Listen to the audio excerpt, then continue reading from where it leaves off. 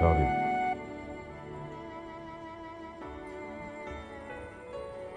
না, আসলে আমার আর সরি বলার রাইট নাই। এক জীবনে আর কতবার সরি বলবো?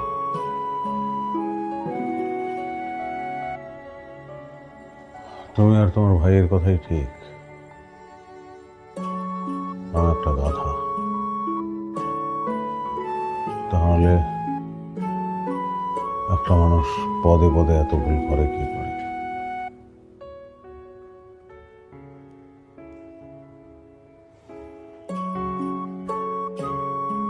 নাদিয়া, তুমি আমার মতো একটা বোকাশোকা মানুষকে কেন যে ভালোবেসেছিলে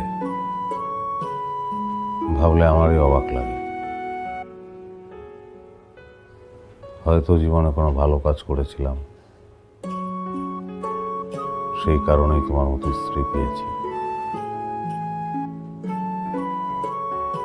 কিন্তু এখন আমার মনে হয়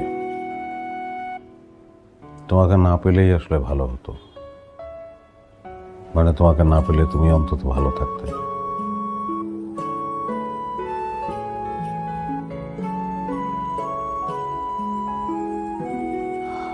হ্যাঁ, এটা তো অস্বীকার করার কোনো জো নেই। আমি বিয়ের পর তোমাকে কিছুই দিইনি, কিচ্ছু না। বিয়ের পর পরই তুমি নেপাল যেতে চেয়েছিলে, আমি তোমাকে নিয়ে যেতে পারিনি।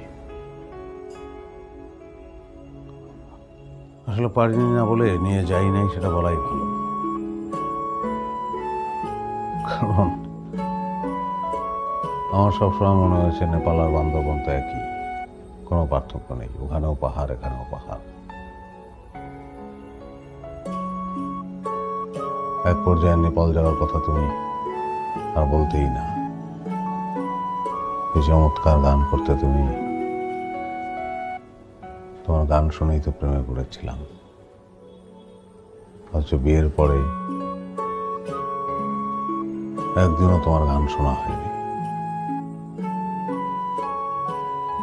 আমি কি বোকা,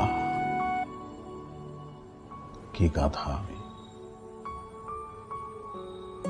অফিস থেকে ফিরে নিজের মতো ব্যস্ত থাকতাম আর ভাবতাম তুমি তোমার মতো ভালো আছো।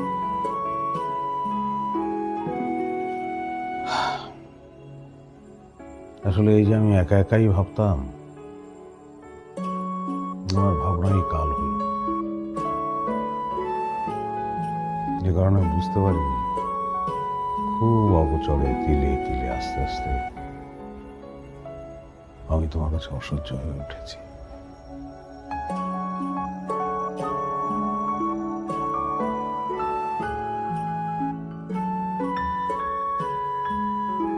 আমার দোষ,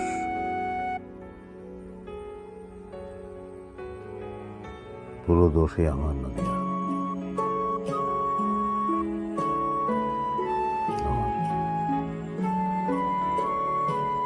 তুমি তো ভালোই বাসতাম, এখন আর বাসো না।